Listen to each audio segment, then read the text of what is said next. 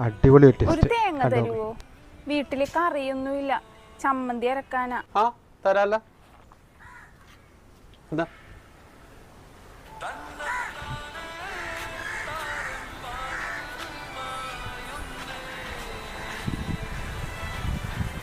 നീ ആരാടെ നാട്ടുകാർക്ക് മുഴുവനും തേങ്ങ പെറുക്കി കൊടുക്കാൻ?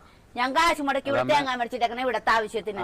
എത്ര രൂപ കിട്ടേണ്ട മുതലാണ് പോയത്? 30 രൂപ ഇപ്പൊ എന്റെ കയ്യിരുന്നേനെ. അല്ലെങ്കിൽ ഇവിടൊക്കെ എന്തെങ്കിലും വെറുതെ കിട്ടുമെന്ന് പറഞ്ഞാൽ വീട്ടിൽ വന്ന് പറ്റിച്ച് മേടിച്ചോണ്ട് പോകുന്ന ആൾക്കാരാ. പ്രത്യേകിച്ച് നിന്നെപ്പോലുള്ള ആമ്പിള്ളേരുള്ള വീട്ടിൽ ഇവിടെ കാശീസ് കൂട്ടങ്ങളെ.